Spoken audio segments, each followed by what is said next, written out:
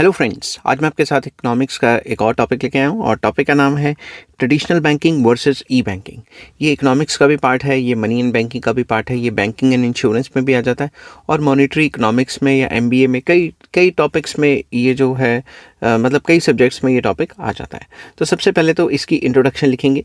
तो इंट्रोडक्शन लिखनी किसी भी क्वेश्चन के लिए बहुत इंपॉर्टेंट होती है। Banking is an essential component of the financial system that facilitates savings, investments and credit activities. तो सबसे पहली बात कि बैंकिंग एक काफ़ी इंपॉर्टेंट कंपोनेंट है किसी भी इकोनॉमी का, किसी भी फाइनेंशियल सिस्टम का, जिसमें कि बैंक्स फैसिलिटीज़ देता है कि आप सेविंग्स कर पाएँ, इन्वेस्टमेंट्स कर पाएँ और अलग अलग टाइप के जो फाइनेंशियल मार्केट्स हैं उसमें पार्टिसिपेट कर पाएँ। तो सिंपल वर्ड्स में savings, investments and credit activities के लिए किसी भी इकोनॉमी के लिए बहुत ज़रूरी हो जाता है कमर्शियल बैंक। ठीक है। Over time, banking has evolved from purely physical, branch-based model known as traditional banking to more advanced and convenient system called electronic banking और ई बैंकिंग। जैसे जैसे टाइम बीतता गया बैंकिंग सिस्टम भी इवॉल्व होता गया। पहले जो फिजिकल ब्रांचेस होती थी कि आप जाते थे और वो अपनी रजिस्टर्स वगैरह में लिखते थे कि इतने पैसे आपने निकाल लिए, इतने पैसे आपने डाल दिए और फिजिकल ब्रांचेस में जाना पड़ता था हर एक काम कराने के लिए। वहाँ से लेकर आज तक काफ़ी कन्वीनियंट सिस्टम हो गया। आप घर बैठे ही ऑनलाइन अकाउंट खोल सकते हो, घर बैठे ही पैसे जमा करा सकते हो, घर बैठे ही पैसे एक जगह से दूसरी जगह पे सेंड कर सकते हो। तो ये काफ़ी ज़्यादा जो है इलेक्ट्रॉनिक सिस्टम या इलेक्ट्रॉनिक बैंकिंग या ई बैंकिंग की फैसिलिटीज़ काफ़ी ज़्यादा आ गई हैं। जैसे जैसे इंफॉर्मेशन टेक्नोलॉजी या आईटी सर्विसेज जैसे आती हैं वैसे बैंकिंग सिस्टम भी काफ़ी एडवांस्ड होता रहा। ठीक है। अब मैं आपके साथ थोड़ा सा डिस्कस करूंगा कि ट्रेडिशनल बैंकिंग में क्या क्या था और फिर उसके बाद डिस्कस करूंगा कि मॉडर्न बैंकिंग में क्या क्या हुआ या फिर ई बैंकिंग में क्या क्या हुआ और उसके बाद दोनों में डिफरेंसेस क्या हैं। ठीक है। Traditional banking refers to the conventional way of conducting banking activities through physical bank branches। तो ट्रेडिशनल बैंकिंग का मतलब है पुराने तौर तरीके से ही बैंकिंग एक्टिविटीज़ करनी, जिसमें फिजिकली आपको जाना पड़ेगा बैंक ब्रांच में, तभी आपका अकाउंट खुलेगा और सारे काम आपको फिजिकली जाके ही बैंक ब्रांचेस में करवाने पड़ेंगे। All financial transactions are carried out in person with the help of bank staff. आपको इन पर्सन वहाँ प्रेजेंट होना ज़रूरी है और बैंक स्टाफ के थ्रू आप अपने सारे काम करवा सकते हो। इसके मेन करेक्टरिस्टिक्स या की करेक्टरिस्टिक्स या फीचर्स क्या हैं? Branch based banking, very important. Customers must visit the bank for services. Without customer के गए हुए बैंक में उसका कोई काम नहीं होगा। Face to face interaction, direct contact with customers and bank officials. तो आपको जाके कस्टमर और बैंक ऑफिशियल्स को फेस टू फेस ही इंटरेक्ट करना पड़ेगा अगर काम करवाना है। तो आपके बिना जाए तो आपके पैसे भी जमा नहीं होंगे। Next, paper driven process, use of cheques, passbooks and manual forms. आपको फॉर्म्स भरने पड़ेंगे, चेक्स भरने पड़ेंगे, तभी आपकी ट्रांजैक्शंस वगैरह हो पाएंगी। पासबुक्स को अच्छे से रखना पड़ेगा। एंड फोर्थ या डी इसमें आ जाता है limited banking hours, generally operates between 10 AM to 4 PM on working days. तो बैंक्स तो हमेशा थोड़ी ना खुले रहते हैं। बैंक्स तो 10 बजे से लेकर 4 बजे तक खुले रहते हैं। उसके बाद तो पब्लिक डीलिंग तो बंद हो जाती है, उसके बाद वो अपना हिसाब किताब कर रहे होते हैं। Physical records, transactions are recorded manually और वाया बेसिक सॉफ्टवेयर। या तो बिल्कुल ही बेसिक सॉफ्टवेयर या फिर मैनुअली किसी रजिस्टर में लिख रहे होंगे कि इतने पैसे आ गए, इतने पैसे चले गए। अब इस सिस्टम के एडवांटेजेस क्या थे? कुछ ना कुछ फ़ायदे तो होंगे ना। Personalised services and customer relationship. जब आप बैंक में जाते तो आपके कस्टमर रिलेशनशिप और जो बैंक के साथ आपके रिलेशनशिप है वो बहुत अच्छे हो जाते हैं। Easy for elderly and non tech savvy person. जो बंदे टेक्नोलॉजी का इस्तेमाल नहीं कर पाते या उनको इतनी नॉलेज नहीं है, उनके लिए काफ़ी हेल्पफुल रहता है कि वो फिज़िकली ब्रांच में जाएं और क्या कहते हैं अच्छे से अपनी सर्विसेज का इस्तेमाल कर पाएँ। थर्ड आ जाता है greater trust due to physical presence. जब भी बैंक की फिजिकल प्रेजेंस रहेगी तो लोगों को ज़्यादा कॉन्फिडेंस आएगा बैंक के ऊपर। बस इसकी कुछ डिसएडवांटेजेस हैं। सबसे पहला, time consuming and less efficient. Time consuming है, अगर आपको पैसे जमा करवाने या पैसे निकलवाने तो लाइन में लगे रहो या टोकन ले लो, तो टाइम कंज्यूमिंग है बहुत ज़्यादा। बी पॉइंट आ जाता है limited access and dependency on timings. आप लिमिटेड एक्सेस कर सकते हो बैंक्स में। जो बैंक के टाइमिंग्स हैं 10 बजे से 4 बजे तक, सिर्फ उसी टाइम जा सकते हो, बाद में आपको अटेंड नहीं किया जाएगा। थर्ड आ जाता है long queues and paper work बहुत ज़्यादा है। ये फॉर्म भरो, वो फॉर्म भरो और लंबी लंबी लाइनों में लग जाओ। और फोर्थ पॉइंट आ जाता है higher operational cost. Operational cost भी काफ़ी ज़्यादा होती है क्योंकि बैंक की ब्रांच खोलनी, उसका रेंट देना या फिर खुद की खरीद लेनी बिल्डिंग, या फिर जो स्टाफ है उसको सैलरी देनी, तो उसकी कॉस्टिंग तो हाई ही रहती है। दूसरी तरफ आ जाता है ई बैंकिंग, वेरी इंपॉर्टेंट, जिसको इलेक्ट्रॉनिक बैंकिंग भी कहा जाता है। मॉडर्न बैंकिंग भी यही है। E-banking or electronic banking refers to the use of digital platforms such as internet, mobile applications, ATMs and SMS to provide banking services without the need of physical branch visits. तो ई banking या electronic banking में क्या है, digital platforms के through, internet के through, mobile applications के through या ATMs वगैरह के थ्रू पैसा एक जगह से दूसरी जगह पहुंचाया जा सकता है और लिया भी जा सकता है, और इसके लिए फिजिकल ब्रांचेस में विजिट करने की ज़रूरत नहीं पड़ती। ठीक है, अब इसके की करेक्टरिस्टिक्स क्या है यहाँ पे मैंने की चैनल्स, रुको, की चैनल्स का मतलब है कि किस तरीके से ई बैंकिंग हो सकती है। इसमें सबसे पहला आ जाता है इंटरनेट बैंकिंग, इंटरनेट के थ्रू हो सकती है। Online portals for accessing accounts, transferring funds, paying bills etcetera etcetera. तो आप इंटरनेट के थ्रू ऑनलाइन पोर्टल्स बने हुए हैं, वहाँ पे जाके आप पैसे एक जगह से दूसरी जगह भेज सकते हो, अपने बिल्स वगैरह दे सकते हो, इंश्योरेंस पॉलिसीज़ के जो इंस्टॉलमेंट्स देनी है वो दे सकते हो।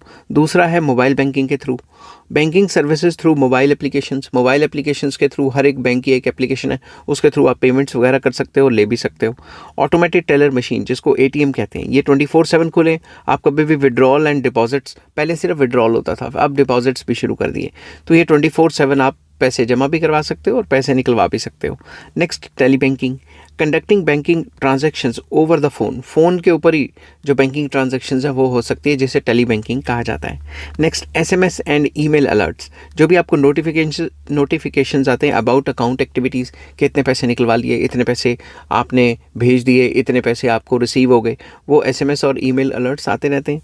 नेक्स्ट आ जाता है इलेक्ट्रॉनिक फ़ंड ट्रांसफ़र, जिसको ETF कहते हैं, और RTGS, NEFT, IMPS, ये सारे इंस्टेंट मनी ट्रांसफ़र सिस्टम है जिसमें पैसा एक जगह से दूसरी जगह पे भेजा जा सकता है। इसकी डिटेल्स मैं ऑलरेडी अपलोड कर चुका हूँ, ठीक है, कि NEFT क्या होता है, ETF क्या होता है, RTGS क्या होता है, इसको मैंने शॉर्ट वीडियोस में बनाया हुआ है। नेक्स्ट आ जाता है डिजिटल वॉलेट्स एंड UPI, इन्होंने काम और ज़्यादा आसान कर दिया है। एप्स मतलब applications like Paytm, Google Pay, PhonePe etcetera for day to day payments. आपको रोज़मर्रा की पेमेंट करनी है तो आप पेटीएम कर सकते हो, स्कैन कर सकते हो, गूगल पे कर सकते हो, फ़ोनपे कर सकते हो, ऐसी कई UPI ऐप्स आ गई हैं। फीचर्स क्या हैं या करेक्टरिस्टिक्स क्या हैं ई बैंकिंग के? सबसे पहला तो वो 24/7 खुले हैं, एक्सेसिबिलिटी बहुत ज़्यादा इनकी, पेपरलेस ट्रांजैक्शंस, आपको फॉर्म नहीं भरने वेरियस टाइप्स के, तो पेपरलेस ट्रांजैक्शन होगी। रियल टाइम फंड ट्रांसफ़र, अभी के अभी आप किसी को पैसे देना चाहते हो तो अभी के अभी हो जाएंगे। रिड्यूस्ड ह्यूमन इन्वॉल्वमेंट, इसमें ह्यूमन इन्वॉल्वमेंट कम है और कंप्यूटर एंड AI आजकल काफ़ी ज़्यादा डोमिनेट करते हैं। Instant account monitoring and reporting, instant account monitoring, आप कभी भी अपने अकाउंट को मॉनिटर कर सकते हो कि आपके अभी कितना बैंक बैलेंस है, और रिपोर्ट देख सकते हो कि कहाँ मैंने कितने पैसे दिए, इस महीने कितने पैसे आए, कितने पैसे गए, पूरा अच्छे तरीके से मेंटेन कर सकते हो। अब इसकी एडवांटेजेस क्या हैं? सबसे पहला convenience of accessing banking services any time anywhere, मतलब 24/7 अवेलेबिलिटी रहती है। Faster transactions and reduced service time, आप एक जगह से दूसरी जगह पैसे जल्दी से पहुँचा भी सकते हो, ले भी सकते हो, इससे टाइम भी बचता है आपका। Lower operational cost for banks, क्योंकि बैंक्स को 24 आवर्स खुला रहने की ज़रूरत नहीं है। Enhanced record keeping and security features, इसमें सिक्योरिटी फीचर्स ज़्यादा हैं, और एनहेंस्ड रिकॉर्ड कीपिंग, क्योंकि जो भी ट्रांजैक्शन आप ऑनलाइन करेंगे वो अपने आप कंप्यूटर में रिकॉर्ड हो जाएगी। नेक्स्ट, सपोर्ट फाइनेंशियल इंक्लूजन, इससे आप वो लोग जो बैंकिंग सर्विसेज का इस्तेमाल नहीं कर रहे उनको भी आप इंक्लूड कर सकते हो बैंकिंग सिस्टम में। आजकल आपने देखा होगा इवन रिक्शे वाले या ऑटो वाले या सब्जी वाले भी ये पेटीएम या स्कैनर लेके घूम रहे हैं कि लोग उनको पैसे दे सकें। अब इसमें डिसएडवांटेजेस क्या हैं? पहला, dependency on internet end devices, अगर आपके पास इंटरनेट है और डिवाइसेस हैं फिर तो ठीक है, इंटरनेट नहीं है या वो डिवाइसेस नहीं है जिससे आप पैसा दोगे, जैसे स्कैनर मशीन्स वगैरह होती हैं, तो पैसा लेन देन करने में मुश्किल होगी। Risk of cyber crime, fishing and fraud का रिस्क रहता है। साइबर क्राइम, आपने OTP दे दिया किसी को, आपका फ़ोन हैक हो गया वगैरह वगैरह। नेक्स्ट आ जाता है digital illiteracy among rural and older population, जो रूरल बंदे हैं या ओल्डर पॉपुलेशन है वो इतने ज़्यादा अलर्ट नहीं है, उनको कोई ना कोई फ़ोन करता है, वो OTP दे देते हैं, और मतलब उनको काफ़ी ज़्यादा लिटरेट करने की ज़रूरत है फ़िलहाल तो। लैक ऑफ पर्सनलाइज सर्विसेज, सबके लिए एक साथ जब लॉन्च होता है यूपीआई तो सबके लिए एक जैसी सर्विसेज ही हैं, बट कईयों के लिए अच्छी होनी चाहिए, कईयों के लिए और टाइप की होनी चाहिए, क्योंकि कई बैंक के कस्टमर्स जो हैं वो करोड़ों रुपया ट्रांसफ़र करना चाहते हैं, मगर वो तो करोड़ों रुपया ट्रांसफ़र करना तो ऑनलाइन काफ़ी मुश्किल हो जाता है। फॉर एग्जांपल यूपीआई के थ्रू एक लिमिट होती है, आप उस लिमिट से ज़्यादा पैसे जो है नहीं दे सकते, तो पर्सनलाइज सर्विसेज देना इंटरनेट के थ्रू काफ़ी मुश्किल हो जाता है। ठीक है, अब आ जाता है प्रॉपर क्वेश्चन के traditional banking versus e banking. तो ट्रेडिशनल बैंकिंग में फिजिकल ब्रांचेस हैं, जैसा कि मैंने आपको पहले बताया। इसमें ई बैंकिंग में internet, mobile apps and ATMs वगैरह होते हैं। तो ट्रेडिशनल बैंकिंग में face to face customer interaction होती है, और इसमें वर्चुअल इंटरेक्शन होती है through email, SMS, app support etcetera etcetera. Traditional banking में लिमिटेड वर्किंग आवर्स होते हैं, और ई बैंकिंग में 24/7 अवेलेबिलिटी रहती है। ट्रेडिशनल बैंकिंग में transaction time is slower and manually जो है एंटर करना पड़ता है कि इतने अपने पैसे जमा करवा दिए, इतने अपने पैसे अपने निकलवा लिए। बट यहाँ पे जो ई बैंकिंग है उसमें transaction time is instant and automatic, फटाफट से पैसे एक जगह से दूसरी जगह जाते हैं।